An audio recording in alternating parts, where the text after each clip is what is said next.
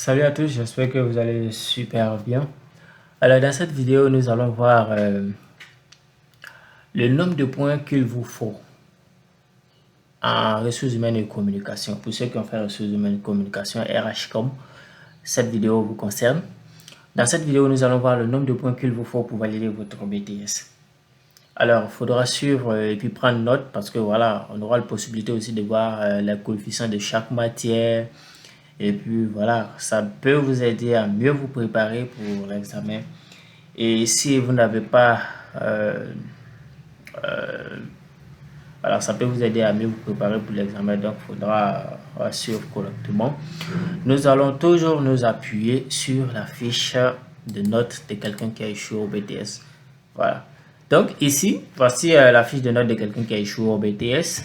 Voilà, dans cette vidéo, on aura la possibilité de voir la fiche de notes de deux personnes. Et puis, on va comparer quelques petits détails. Déjà, on va voir les coefficients. En français, c'est coefficient 3. En anglais, c'est coefficient 2. En économie, c'est coefficient 3. En droit, c'est coefficient 2. En législation de travail et de communication, c'est coefficient 3. En psychologie appliquée, c'est coefficient 2. Enquête de satisfaction, coefficient 3. Développement des ressources humaines, coefficient 5. Et en étude des cas, c'est coefficient 8. Donc, vous voyez un peu déjà, d'abord, voici la liste dans les matières que vous allez composer. Voici les coefficients de chaque matière. Vous pouvez prendre note ou faire une capture d'écran. Et le nombre de points qu'il vous faut pour valider votre BTS en ressources humaines et communication. Vous faites la somme des coefficients. Voici ça ici, c'est 29. Donc, vous allez faire 29 multiplié par 10. Ça vous fait 290 points. Vous devez avoir 290 points pour valider votre BTS en ressources humaines et communication. Donc,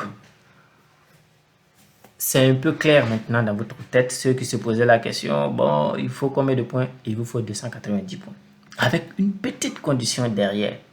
290 points et avoir une note supérieure ou égale à 7 en étude des cas. Ici, vous devez avoir une note supérieure ou égale à 7 en étude des cas. Voilà, c'est l'une des conditions vraiment obligatoires.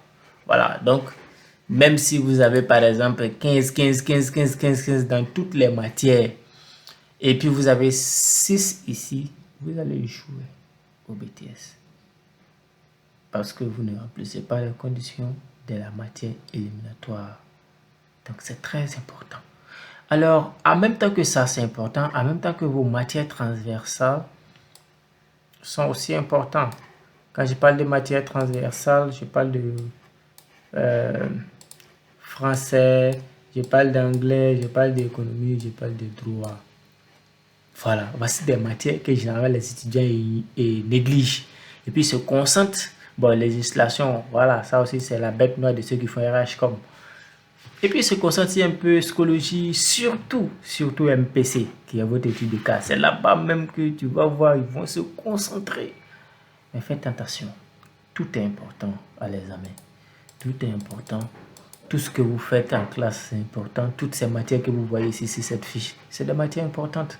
Donc, il ne faudra pas négliger d'autres au profit de d'autres. Quand vous vous préparez pour l'examen, souvent j'étais à votre place.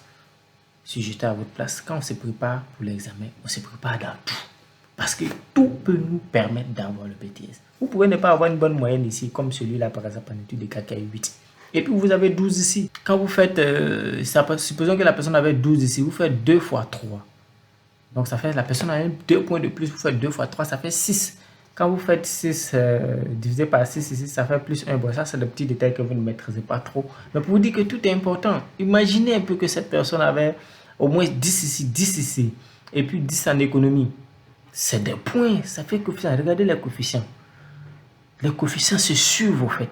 Il n'y a que coefficient 1 qui sépare les deux là.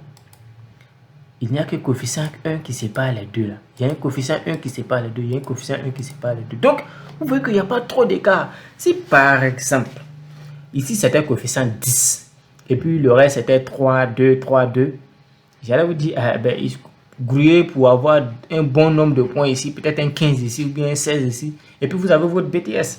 Parce que si c'était 10 et puis vous avez 15 ici, 10 fois 15 déjà, ça vous fait combien? Ça vous fait 150 points. Déjà, ça allait vous faire 150 points ici et puis le reste allait compléter. Mais ce n'est pas le cas.